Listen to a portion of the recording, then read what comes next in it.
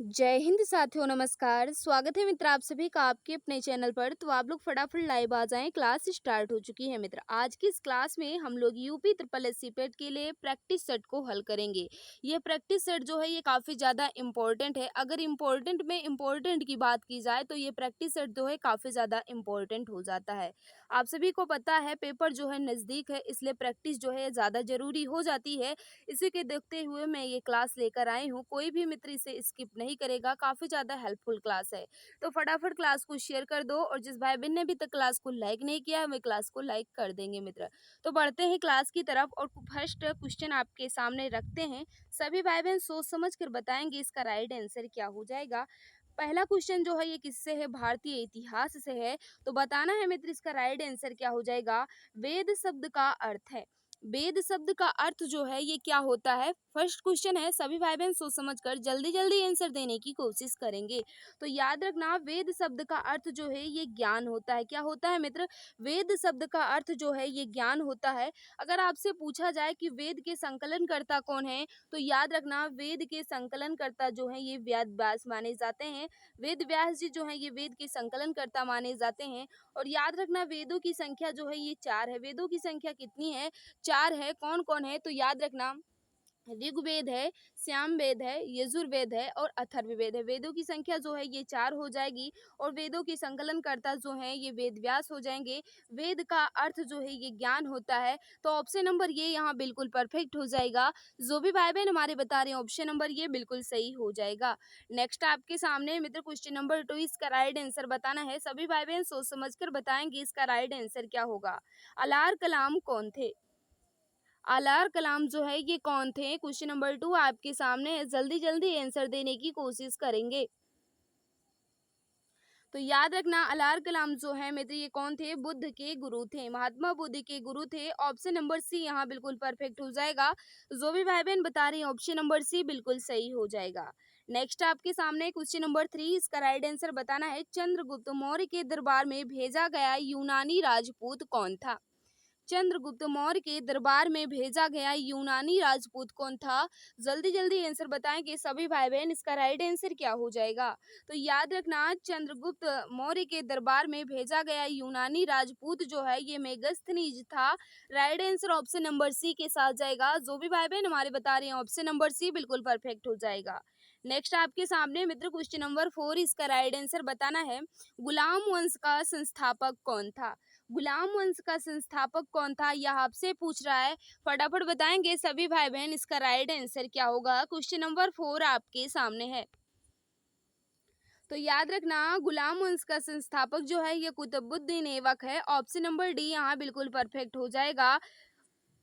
गुलाम वंश के संस्थापक कौन है? कुतुबुद्दीन ऐबक हैं। इनका शासन कब से कब तक रहा? तो याद रखना 1206 से कब से मित्र याद रखना 1206 से 1210 तक जो थे ये कुतुबुद्दीन ऐबक थे। तो right answer option number D यहाँ बिल्कुल सही हो जाएगा। उसके बाद कौन होते हैं? इल्तुतमिश हो जाते हैं गुलाम वंश के अगले कहा जाए शासक। गुलाम वंश के अगले शासक जो हैं ये कुतुबुद्दीन ऐबक के बाद इल्तुतमिश हो जाएंगे। तो यहाँ पूछा गया था संस्थापक कौन है? तो कुतुबुद्दीन ऐबक का राइट आंसर हो जाएगा। ऑप्शन नंबर डी यहाँ बिल्कुल सही होगा।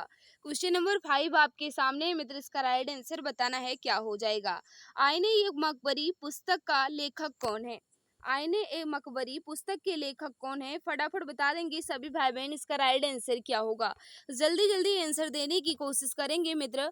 तो याद रखना आईने ए मकबरी जो है बिल्कुल सही बता रही हो। किसकी पुस्तक है? अबुल फजल जी की है। किसकी है मित्र? अबुल फजल जी की है। याद रखना अबुल फजल जी की अकबरनामा का ये तीसरा खंड है। अबुल फजल जी की अकबरनामा का ये कैसा खंड है? तो ये तीसरा खंड हो जाएगा आईने ये मकबरी। Right answer option number B के साथ जाएगा। जो भी प्यारे भाई बहन हमारे बता रहे हैं ऑप्शन नंबर बी बिल्कुल सही हो जाएगा। नेक्स्ट आपके सामने है भारतीय राष्ट्रीय आंदोलन से पहला क्वेश्चन। फटाफट बता दो इसका राइट आंसर क्या होगा। भारत का पहला समाचार पत्र कौन सा था? भारत का पहला समाचार पत्र जो है ये कौन सा था? जल्दी जल्दी आंसर बताओ मित्र इसका राइट आंसर क्या होगा। क्वेश्चन नंबर 6 आपके सामने है।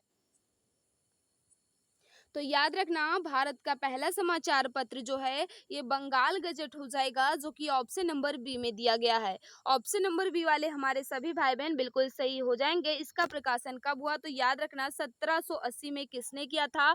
तो जेम्स अगस्त हिक्की ने किया था। किस भाषा में किया था? तो याद रखना अंग्रेजी भाषा में किया था। Right answer option number B के साथ जाएगा। जो भी भाई बहन हमारे बता रहे हैं बंगाल गजट बिल्कुल सही हो जाएगा।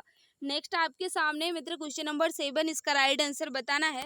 1878 ईस्वी में वर्नाकुलर प्रेस एक्ट किसने रद्द किया? यह आपसे पूछ रहा है। वर्नाकुलर प्रेस एक्ट किसने रद्द किया? यह आपसे पूछ रहा है। जल्दी जल्दी आंसर बताओ मित्र। क्वेश्चन नंबर 7 का राइट आंसर क्या होगा?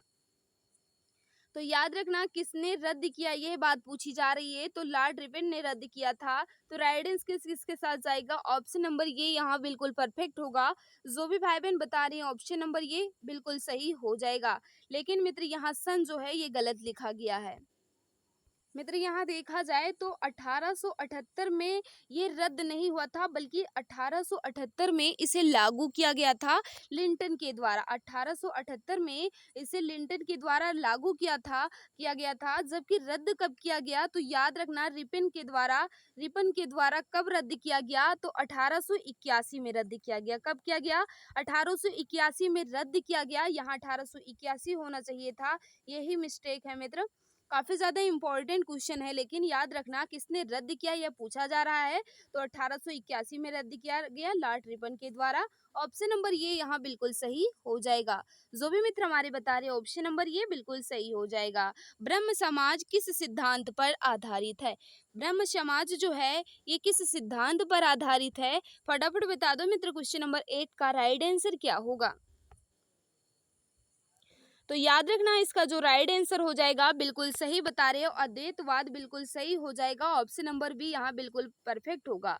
जो भी भाई बहन हमारे बता रहे ऑप्शन नंबर बी बिल्कुल सही हो जाएगा। ब्रह्म समाज की स्थापना कब हुई और किसने की? तो याद रखना राजा राम मोहन राय जी ने की थी। ब्रह्म समाज की स्थापना कब की थी? तो 1828 में की थी। काफी ज्यादा इंपॉर्टेंट क्वेश्चन हो जाता है मित्र। नेक्स्ट क्वेश्चन आपके सामने है मित्र। इसका राइट आंसर बताना है, क्या हो जाएगा? सभी भाई बहन बताएंगे। कांग्रेस के एक अधिवेशन में एक गवर्नर ने भाग लिया था। उक्त गवर्नर तथा अधिवेशन स्थल कौन सा था? फटाफट बताओ। क्वेश्चन नंबर 9 का राइट आंसर क्या होगा? तो याद रखना कौन थे उस समय गवर्नर? तो बिल्कुल सही बता रहे हो, लॉर्ड विलिंगटन जो थे ये कांग्रेस के एक अधिवेशन में भाग लिए हैं। और ये अधिवेशन जो है ये कहाँ हुआ था? तो मुंबई में हुआ था 1915 में। Right answer option number B यहाँ बिल्कुल सही हो जाएगा। नेक्स्ट आपके सामने है मित्र क्वेश्चन नंबर 10, इसका राइट आंसर बताना है। 1908 ईस्वी में 6 वर्ष के कारावास की सजा स्वतंत्रता संग्राम के किस उग्रवादी नेता को दी गई थी? फटाफट बताएंगे। क्वेश्चन नंबर 10 का राइट आंसर क्या होगा? तो बिल्कुल सही बता रहे हो, बिल्कुल सही बता रहे हो। बाल गंगाधर तिलक जी को ये सजा दी गई थी। इन पर राजद्रोह का केस लगाया गया था। और ये सजा कब दी गई थी? तो याद रखना 24 जून 1908 को। कब दी गई थी मित्र? 24 जून 1908 को इनको जेल भेजा गया था। तो right answer option number B यहाँ बिल्कुल सही हो जाएगा। जो भी भाई बहन हमारे बता रहे हैं ऑप्शन नंबर बी बिल्कुल सही हो जाएगा। क्वेश्चन नंबर 11 आपके सामने है, जो कि भूगोल से है। सभी भाई बहन सोच समझ कर बताएंगे इसका राइट आंसर क्या होगा। अरावली एवं विंध्य श्रृंखलाओं के मध्य कौन सा पठार स्थित है? फटाफट बताएंगे। अरावली एवं विंध्य श्रृंखलाओं के मध्य कौन सा पठार स्थित है? तो मालवा का पठार स्थित है, जो कि ऑप्शन नंबर ये में दिया गया है। ऑप्शन नंबर ये वाले सभी मित्र हमारे बिल्कुल सही हो जाएंगे। निम्नलिखित में से किस तट से भारत का औसत समुद्र तल मापा जाता है? निम्नलिखित में से किस तट से भारत का औसत समुद्र तल मापा जाता है? तो बिल्कुल सही बता रही हो, चेन्नई से मापा जाता है। ऑप्शन नंबर बी यहाँ बिल्कुल सही हो जाएगा। नेक्स्ट आपके सामने है महात्मा गांधी जल विद्युत उत्पादन प्लांट कहाँ स्थित है? महात्मा गांधी जल विद्युत उत्पादन प्लांट जो है ये कहाँ स्थित है? तो याद रखना जोग जलप्रपात है। क्या है? जोग प्रपात है। जोग प्रपात है। कहाँ स्थित है? तो कर्नाटक के सारावती नदी पर स्थित है। ऑप्शन नंबर ये यहाँ बिल्कुल सही हो जाएगा। नेक्स्ट आपके सामने है नागार्जुन सागर बहुउद्देशीय परियोजना कौन सी नदी पर स्थित है। नागार्जुन सागर बहुउद्देशीय परियोजना जो है ये किस नदी पर स्थित है। क्वेश्चन नंबर 14 है आपके सामने है, फटाफट बताएंगे इसका राइट आंसर क्या होगा। तो जो भी भाई बहन बता रहे हैं बिल्कुल सही बता रहे हो। राइट आंसर किसका हो जाएगा, किस नदी पर, कृष्णा नदी पर। और याद रखना ये कहाँ है, तो तेलंगाना में है। ऑप्शन नंबर डी यहाँ बिल्कुल सही होगा। मानसून शब्द की उत्पत्ति हुई है। मानसून शब्द की उत्पत्ति जो है ये किस भाषा से हुई है, यह आपसे पूछ रहा है। फटाफट बता देंगे इसका राइट आंसर क्या होगा। तो याद रखना मानसून शब्द की उत्पत्ति जो है ये अरबी भाषा से हुई है। ऑप्शन नंबर ये यहाँ बिल्कुल सही हो जाएगा। जो भी भाई बहन हमारे बता रहे हैं ऑप्शन नंबर ये बिल्कुल सही हो जाएगा। मित्र, जिस भाई बहन ने अभी तक क्लास को लाइक नहीं किया है, हम आपसे रिक्वेस्ट करना चाहेंगे, क्लास आपको अच्छी लग रही है तो प्लीज क्लास को लाइक कर दिया करो। और जो भी भाई बहन, जो भी मित्र हमारे साथ नए हैं, वो चैनल को सब्सक्राइब कर बेल आइकन को प्रेस कर लेंगे ताकि क्लास की नोटिफिकेशन जो है मित्र ये टाइम टू टाइम आपको मिलती रहे। नेक्स्ट आपके सामने है, भारतीय अर्थव्यवस्था से क्या पूछ रहा है, 12वीं पंचवर्षीय योजना की अवधि थी। फटाफट बताओ कि 12वीं पंचवर्षीय योजना जो है ये कब से कब तक चली। तो जो भी भाई बहन बता रहे हैं 16 का बिल्कुल सही बता रहे हैं, बिल्कुल सही बता रहे हो। 2012 से 2017 तक 12वीं पंचवर्षीय योजना चली। तो राइट आंसर क्या हो जाएगा, ऑप्शन नंबर सी यहाँ बिल्कुल परफेक्ट हो जाएगा। याद रखना मित्र कि ये योजना आयोग की आखिरी पंचवर्षीय योजना थी। इसके बाद पंचवर्षीय योजना बंद कर दी गई। काफी ज्यादा इंपॉर्टेंट क्वेश्चन है कि योजना आयोग की अंतिम या आखिरी पंचवर्षीय योजना कौन सी थी।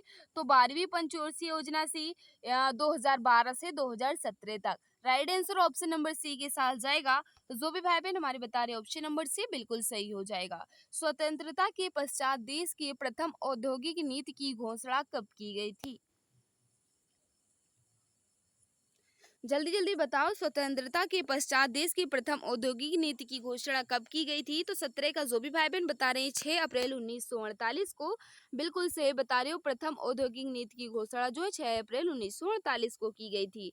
नेक्स्ट आपके सामने है, हरित क्रांति के फलस्वरूप देश में कुल खाद्यान्न में निम्नलिखित में से किस में किसका अंश कम हो गया। अंश कम हो गया यह आपसे पूछ रहा है। हरित क्रांति के फलस्वरूप देश में कुल खाद्यान्न में निम्नलिखित में से किसका अंश कम हो गया। जल्दी जल्दी बताओ 18 का। तो राइट आंसर क्या हो जाएगा, दलहन व मोटा अनाज। राइट आंसर किसके साथ जाएगा, ऑप्शन नंबर ये। नेक्स्ट आपके सामने है क्वेश्चन नंबर 19, इसका राइट आंसर बताना है। श्वेत क्रांति किससे संबंधित है। याद रखना मित्र, हरित क्रांति के भारत में जनक कौन है, तो MS स्वामीनाथन है। काफी ज्यादा इंपॉर्टेंट क्वेश्चन बन जाता है कि हरित क्रांति के जनक कौन है, तो MS स्वामीनाथन है जो कि भारत से हैं। नेक्स्ट आपके सामने है, श्वेत क्रांति किससे संबंधित है। तो याद रखना श्वेत क्रांति जो है मित्र ये किससे संबंधित है, बिल्कुल सही बता रहे हो, दुग्ध उत्पादन से संबंधित है। श्वेत क्रांति को और किस नाम से जानते हैं, तो ऑपरेशन फ्लड के नाम से जानते हैं। राइट आंसर किसके साथ जाएगा, ऑप्शन नंबर डी यहाँ बिल्कुल परफेक्ट हो जाएगा। भारत में इसके जनक जो है ये वर्गीज कुरियन है। काफी ज्यादा इंपॉर्टेंट क्वेश्चन बन जाता है मित्र। क्वेश्चन नंबर 20 आपके सामने है, 1 जनवरी 1995 को किस संगठन की स्थापना की गई। 1 जनवरी 1995 को किस संगठन की स्थापना की गई, यह आपसे पूछ रहा है। फटाफट बता दो मित्र इसका राइट आंसर क्या हो जाएगा। तो 20 का जो भी भाई बहन हमारे बता रहे हैं बिल्कुल सही बता रहे हो। विश्व व्यापार संगठन की स्थापना जो है 1 जनवरी 1995 में की गई। इसका मुख्यालय जो है ये कहाँ है, तो याद रखना जिनेवा में है। कहाँ है मित्र, जिनेवा में इसका मुख्यालय है। अगर बात करें मित्र अंतरराष्ट्रीय मुद्रा कोष की स्थापना कब की गई, तो याद रखना 1900 कब की गई मित्र, 1944 में की गई अंतरराष्ट्रीय मुद्रा कोष की स्थापना। अगर आपसे पूछता है विश्व स्वास्थ्य संगठन की स्थापना कब की गई, तो याद रखना विश्व स्वास्थ्य संगठन की स्थापना जो है 1948 में की गई। कब की गई मित्र, 1948 में की गई। इसका भी कहा जाए मुख्यालय जो है कहाँ है, तो जिनेवा में हो जाएगा। और इसके बात करें अंतरराष्ट्रीय मुद्रा कोष के मुख्यालय जो है कहाँ है, तो वाशिंगटन DC में है। अंतरराष्ट्रीय श्रम संगठन की स्थापना कब की गई, तो याद रखना कब की गई मित्र, 1919 को की गई। इसका मुख्यालय कहाँ है, तो इसका भी मुख्यालय जिनेवा में है। याद रखना काफी ज्यादा इंपॉर्टेंट क्वेश्चन बन जाता है मित्र। नेक्स्ट आपके सामने है, भारतीय संविधान एवं लोक प्रशासन से पहला क्वेश्चन आपके सामने है। जल्दी जल्दी आंसर देने की कोशिश करेंगे सभी भाई बहन। क्या कह रहा है, भारत में उच्चतम न्यायालय का उद्घाटन किस दिन हुआ था? भारत में उच्चतम न्यायालय का उद्घाटन जो है ये किस दिन हुआ था? तो याद रखना इसका जो राइट आंसर हो जाएगा 28 जनवरी 1950 को। बिल्कुल सही बता रही हूँ, 21 का राइट आंसर 28 जनवरी 1950 में भारत में उच्चतम न्यायालय का उद्घाटन किया गया था। ऑप्शन नंबर सी यहाँ बिल्कुल परफेक्ट हो जाएगा। अनुच्छेद किसके तहत? तो याद रखना 124 के तहत। अनुच्छेद 124 के तहत भारत में उच्चतम न्यायालय का उद्घाटन किया गया था 28 जनवरी 1950 को। नेक्स्ट आपके सामने मित्र क्वेश्चन नंबर 22। फटाफट बताओ मित्र इसका राइट आंसर क्या हो जाएगा। निम्न में से किसकी नियुक्ति राज्यपाल द्वारा नहीं की जाती है? निम्न में से किसकी नियुक्ति राज्यपाल द्वारा नहीं की जाती? तो याद रखना मित्र इसका जो राइट आंसर हो जाएगा उच्च न्यायालय के न्यायाधीश की नियुक्ति जो है ये राज्यपाल के द्वारा नहीं की जाती बल्कि राष्ट्रपति के द्वारा की जाती है। राइट आंसर किसके साथ जाएगा? ऑप्शन नंबर सी यहाँ बिल्कुल परफेक्ट हो जाएगा। नेक्स्ट आपके सामने है, किस राज्य की विधानसभा में अधिकतम कितने सदस्य हो सकते हैं? किसी राज्य की विधानसभा में अधिकतम कितने सदस्य हो सकते हैं? तो इसका जो राइट आंसर हो जाएगा 500। ऑप्शन नंबर बी यहाँ बिल्कुल परफेक्ट हो जाएगा। नेक्स्ट आपके सामने क्वेश्चन नंबर 24, इसका राइट आंसर बताना है। निम्न में से किसके अंतर्गत पंचायती राज प्रणाली की व्यवस्था की गई? आपसे पूछ रहा है 24 का, इसका राइट आंसर बताना है। निम्न में से किसके अंतर्गत पंचायती राज प्रणाली की व्यवस्था की गई? तो याद रखना इसका जो राइट आंसर हो जाएगा बिल्कुल सही बता रहे हो, राज्य के नीति निर्देशक सिद्धांत। ऑप्शन नंबर सी यहाँ बिल्कुल सही हो जाएगा। ये किस देश के संविधान से लिया गया है? तो आयरलैंड से लिया गया है, ये भी याद रखना। नेक्स्ट आपके सामने है, राष्ट्रपति भारत के राष्ट्रपति पर महाभियोग चलाने हेतु कम से कम कितने दिन पूर्व सूचना देना आवश्यक है? क्वेश्चन नंबर 25 आपके सामने है, इसका राइट आंसर बताना है क्या हो जाएगा। तो याद रखना 25 का जो राइट आंसर हो जाएगा 14 दिन पहले सूचना देना आवश्यक माना जाता है। ऑप्शन नंबर बी यहाँ बिल्कुल सही हो जाएगा। अब मित्र आ चुके हैं आपके सामान्य विज्ञान से क्वेश्चन। सभी भाई बहन सोच समझकर जल्दी जल्दी आंसर देने की कोशिश करेंगे। पानी में ब्लीचिंग पाउडर में मिलाने पर कौन सी गैस निकलती है? पानी को ब्लीचिंग पाउडर में मिलाने पर कौन सी गैस निकलती है? तो याद रखना इसका जो राइट आंसर हो जाएगा Cl2 निकलती है। ऑप्शन नंबर डी यहाँ बिल्कुल परफेक्ट हो जाएगा। नेक्स्ट आपके सामने है, खाद्य पदार्थों में दुर्गंध आने के मुख्य कारण वसा और तेलों का फिर खाली स्थान दिया गया है। फटाफट बताएंगे क्वेश्चन नंबर 27 का राइट आंसर क्या होगा। तो याद रखना खाद्य पदार्थों में दुर्गंध आने के मुख्य कारण जो है वसा और तेलों का ऑक्सीकरण है। ऑप्शन नंबर सी यहाँ बिल्कुल सही हो जाएगा।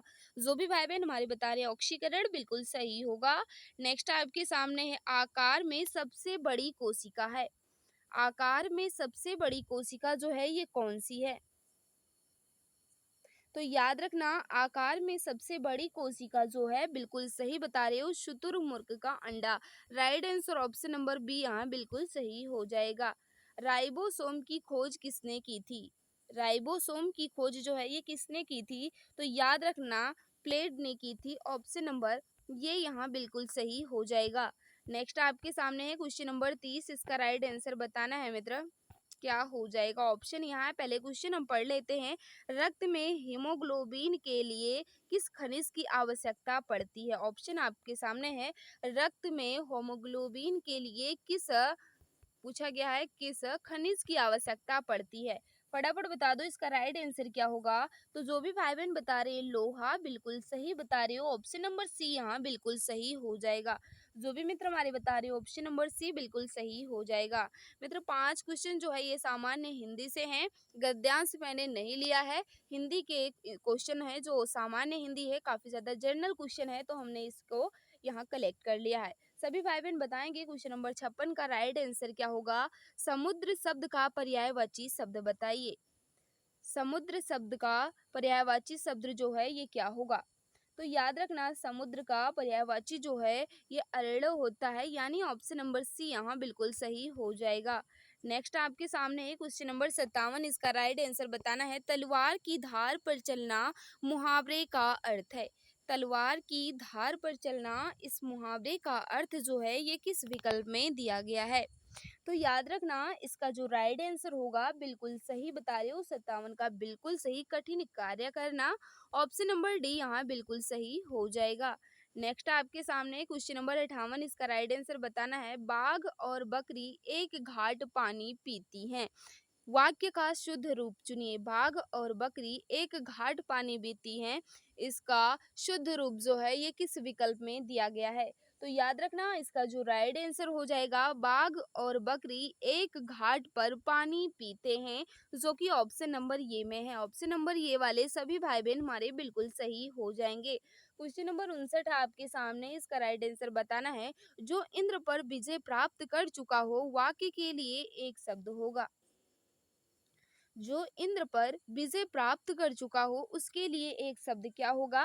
तो बिल्कुल सही बता रहे हो, इंद्रजीत हो जाएगा, जो कि ऑप्शन नंबर सी में है। ऑप्शन नंबर सी वाले हमारे सभी भाई बहन बिल्कुल सही हो जाएंगे। क्वेश्चन नंबर 60 आपके सामने है मित्र, इसका राइट आंसर बताना है क्या हो जाएगा? मुझे तोड़ लेना बनमाली, उस पथ पर तुम देना फेंक, मातृभूमि पर शीश चढ़ाने जिस पर जामे वीर अनेक, प्रस्तुत पंक्तियों के रचनाकार हैं। यानी ये जो पंक्तियां लिखी गई हैं, इन पंक्तियों की रचनाकार जो है ये कौन है? मुझे तोड़ लेना बनमाली, उस पथ पर तुम देना फैल, मातृभूमि पर शीश चढ़ाने जिस पर जामे वीर अनेक। तो याद रखना, ये पंक्तियां जो है ये माखनलाल चतुर्वेदी जी की हैं। ऑप्शन नंबर डी यहाँ बिल्कुल सही हो जाएगा मित्र। आ चुके हैं आपके सामान्य जागरूकता यानी स्टैटिक जीके के क्वेश्चन। सभी भाई बहन बता देंगे इसका राइट आंसर क्या होगा। क्वेश्चन नंबर 81 आपके सामने है। राष्ट्रीय पंचायती राज दिवस कब मनाया जाता है? राष्ट्रीय पंचायती राज दिवस जो है ये कब मनाया जाता है? फटाफट बता देंगे राइट आंसर क्या होगा। तो 81 का जो राइट आंसर हो जाएगा, बिल्कुल सही बता रहे हो। राष्ट्रीय पंचायती राज दिवस जो है ये 24 अप्रैल को मनाया जाता है। कब इसका शुभारंभ हुआ? तो 2010 से मनाया जाता है।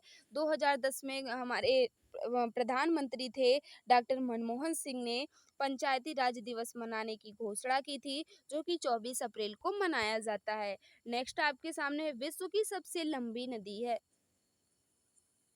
विश्व की सबसे लंबी नदी जो है ये कौन सी है, यह आपसे पूछ रहा है। तो याद रखना, विश्व की सबसे लंबी नदी जो है ये नील नदी है, जो कि ऑप्शन नंबर बी में दिया गया है। ऑप्शन नंबर बी वाले सभी भाई बहन बिल्कुल सही हो जाएंगे मित्र। नेक्स्ट आपके सामने है, नोबेल पुरस्कार कुल कितने क्षेत्रों में दिया जाता है? नोबेल पुरस्कार जो है कुल कितने क्षेत्रों में दिया जाता है, यह आपसे पूछ रहा है।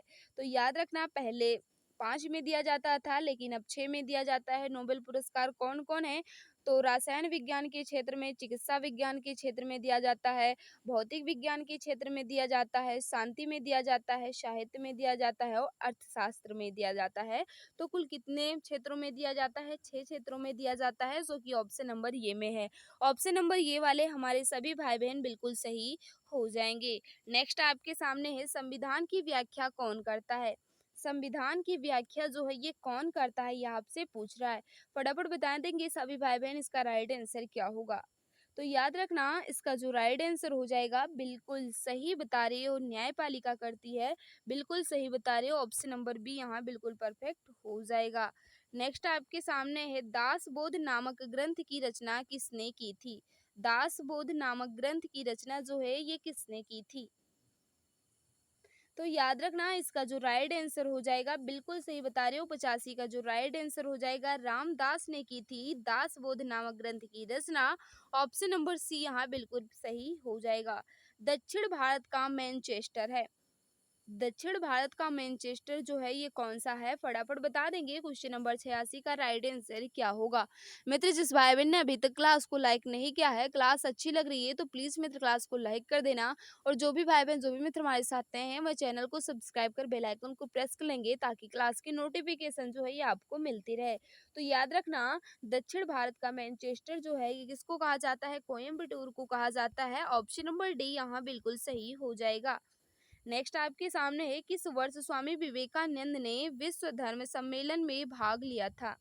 किस वर्ष स्वामी विवेकानंद ने विश्व धर्म सम्मेलन में भाग लिया था, यह आपसे पूछ रहा है। तो याद रखना 87 का जो राइट आंसर हो जाएगा 1893 ईस्वी में, यानी ऑप्शन नंबर ये यहाँ बिल्कुल परफेक्ट हो जाएगा। ये सम्मेलन जो है ये कहाँ हुआ था, तो शिकागो में हुआ था। काफी ज्यादा इंपॉर्टेंट क्वेश्चन बन जाता है मित्र। नेक्स्ट आपके सामने है, माले किस देश की राजधानी है। माले जो है ये किस देश की राजधानी है, यह आपसे पूछ रहा है। तो याद रखना माले जो है ये मालदीव की राजधानी है, जो कि ऑप्शन नंबर बी में दिया गया है। ऑप्शन नंबर बी वाले हमारे सभी भाई बहन बिल्कुल सही हो जाएंगे। केन्या जो है, केन्या की राजधानी क्या हो जाएगी, तो नैरोबी जो है ये केन्या की राजधानी होगी। अगर बात करें मित्र मॉरिशस की राजधानी क्या होगी, तो याद रखना पोर्ट लुई जो है ये मॉरिशस की राजधानी हो जाएगी। मोरक्को की तो आप जानते हैं रबात होता है, तो यहाँ आपसे पूछा गया था माले जो है ये मालदीव की हो जाएगी। ऑप्शन नंबर बी यहाँ बिल्कुल सही हो जाएगा। नेक्स्ट आपके सामने है मित्र, इसका राइट आंसर बताना है। क्वेश्चन नंबर 89 का सही आंसर क्या हो जाएगा। ग्लोबल फुटप्रिंट नेटवर्क का मुख्यालय कहाँ है। ग्लोबल फुटप्रिंट नेटवर्क का मुख्यालय जो है ये कहाँ है, ये आपसे पूछ रहा है। फटाफट बता दो मित्र, इसका राइट आंसर क्या होगा। तो बिल्कुल सही बता रहे हैं, जो भी भाई बहन हमारे बता रहे हैं बिल्कुल सही बता रहे हो। कैलिफोर्निया में स्थित है। ऑप्शन नंबर ये यहाँ बिल्कुल परफेक्ट होगा। जो भी भाई बहन हमारे बता रहे हैं ऑप्शन नंबर ये बिल्कुल सही हो जाएगा। नेक्स्ट क्वेश्चन आपके सामने है, हरियाणा से संबंधित लोक नृत्य नहीं है। हरियाणा से संबंधित लोक नृत्य कौन सा नहीं है, यह आपसे पूछ रहा है। फटाफट बताओ इसका राइट आंसर क्या होगा। काफी ज्यादा इंपॉर्टेंट क्वेश्चन आपके सामने है। बिल्कुल सही है, बिल्कुल सही है। जो भी भाई बहन बता रहे हैं बिल्कुल सही बता रहे हो। तेरा ताली जो है मित्र ये हरियाणा का बिल्कुल भी नहीं है। तो राइट आंसर किसके साथ जाएगा, ऑप्शन नंबर ये यहाँ बिल्कुल हो जाएगा। तो तेरा ताली कहाँ का हो जाएगा, राजस्थान का लोक नृत्य है। राइट आंसर किसके साथ जाएगा, ऑप्शन नंबर ये यहाँ बिल्कुल परफेक्ट होगा। जो भी भाई बहन हमारे बता रहे हैं ऑप्शन नंबर ये बिल्कुल सही हो जाएगा। मित्र मैंने करंट अफेयर के क्वेश्चन को यहाँ कलेक्ट नहीं किया है। करंट अफेयर की क्लास जो है ये स्पेशल चलेगी। कल से अगर क्लास नहीं होगी, जिस दिन क्यूज हो जाएगी, आप क्यूज को अटेंड कर लीजिएगा। करंट अफेयर की क्यूज या क्लास जो है अब डेली चलेगी। अगर क्लास नहीं होती है तो क्यूज होगी हमारे टेलीग्राम चैनल पर। अगर क्लास हो जाती है तो होगी, अगर नहीं होती है तो क्यूज तो पक्का ही होगी करंट अफेयर को। तो करंट अफेयर को लेकर चिंता आपको बिल्कुल भी नहीं करनी है, सारे करंट अफेयर को कवर कर लिया जाएगा। तो आज की इस क्लास में आपका स्कोर कितना रहा मित्र, बाकी क्वेश्चन जो है अरविंद सर के द्वारा कराया जाएगा, आप बिल्कुल बेफिक्र रहें और अपनी पढ़ाई को करते रहें। जिस भाई बहन ने अभी तक क्लास को लाइक नहीं किया है वह क्लास को लाइक कर देंगे, और जो भी भाई बहन जो भी मित्र हमारे साथ नए हैं वह चैनल को सब्सक्राइब कर बेल आइकन को प्रेस कर लेंगे, ताकि क्लास की नोटिफिकेशन जो है आपको टाइम टू टाइम मिला करे। आज की क्लास जो है आपको कैसी लगी जरूर बताना मित्र। अगर किसी क्वेश्चन में डाउट है तो आप बेझिझक कमेंट कर पूछ सकते हैं, मैं जवाब देने की पूरी कोशिश करूंगी। तो भाई इस क्लास में बस इतना ही। सभी को बाय बाय, सभी को नमस्कार। जय हिंद, जय भारत, वंदे मातरम।